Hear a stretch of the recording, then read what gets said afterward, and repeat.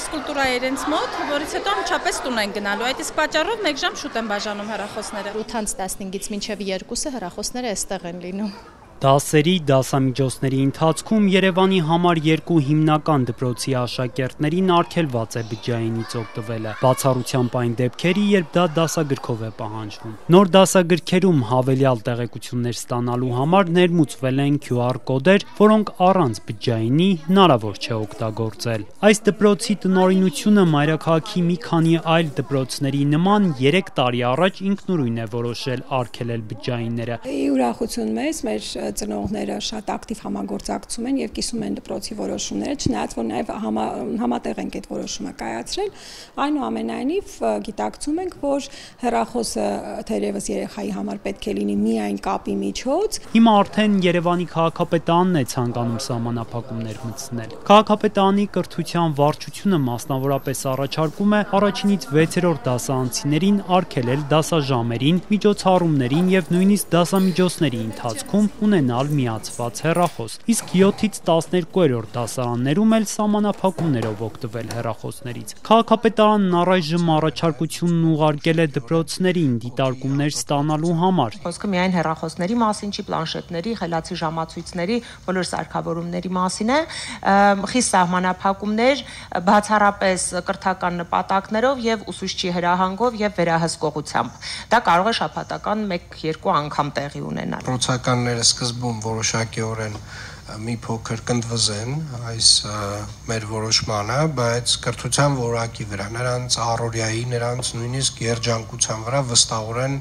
այս արգելքները դրականորեն են ազդել։ Բջջայինների արգելքը այս դպրոցում շատ աշակերտների սրտով չէ, ամեն մեկն իր պատճառն ունի։ Ոմանք անգամ արդեն գտել են սահմանափակումները շրջանցելու իրենց տարբերակը։ Կողմեք, չէ, բայց իմ հեռախոսի մոտ է։ Ոմանք էլ տևական ջանքերից հետո համակերպվել են, որ մի քանի ժամ հեռախոսներից չեն կարողանալու օգտվել։ Կամաց ընտելանում ենք։ Իսկ փորձել եք շրջանցել արգելքը։ Դե հա, բայց չի ստացվում։ Մի անգամ ստացվել է, հետո ընկեր բաբանը հեռախոսը վերցրել է, երկար ժամանակ չի վերադարձել, արդեն չի ստացվում։ Արդեն ոչ մեկ էլ չի փորձում։ Շատ երեխաներ իրականում, ոնց ասեմ, լարվում են իրենց իրի համար, չեն ուզում իրենց իրը ուրիշին տալ, բայց նաև այն դրական կողմեր ունի, քանի որ եթե մեր հեռախոսները չհավաքեն եւ ամեն ժամին նրանք մեր մոտ լինեն,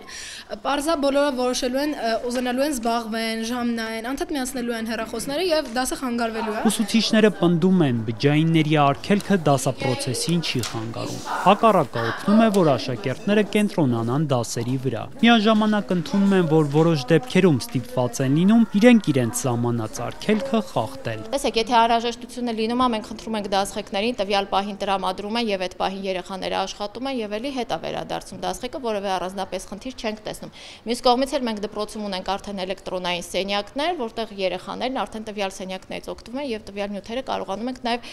այնտեղ դիտարկել։ Մենք առաջին դասից մի մեթոդ, այսպես ասած, ունենք, պահում ենք հեռախոսը պայուսակի մեջ, անջատում ենք, եթե հանկարծ միացնում են հեռախոսը, իրենք կամ միացրած ես տեսնում եմ, հեռախոսը 1 օրով եմ առաջին անգամ վերցնում, երկրորդ անգամ տեսնելիս ձրկում եմ 1 շաբաթով, երրորդ անգամ տեսնելիս 1 ամսով, այդ պայմանը մենք ունենք։ Մինչդեռ քաղաքապետարանն առաջարկում է առաջինից 6-րդ դասարանցիներին ամբողջովին արգելել դասաժամերին, միջոցառումների եւ նույնիսկ դասամիջոցների ընթացքում օգտվել հեռախոսից։ Արդյոք ամբողջական արգելքը խնդիր չի առաջացնի սովորողների համար։ Քաղաքապետարանից հայտնում են, առաջարկությունները վերջնական չեն, ուսուցիչների հետ քննարկումներից հետո կարող է վերանայեն դրանք։ Աշակերտներին հեռախոսները հաճախ հենց դասագրքերի QR կոդերը բացելու համար են անհրաժեշտ լինում, իսկ դրանք որոշ դեպքերում ուղղակի չեն աշխատում։ Այսօր հենց մեր նկարահանման ընթացքում սովորողները չէին կարողանում բացել մաթեմատիկայի դասագրքի QR կոդը։ Կարծես չէ։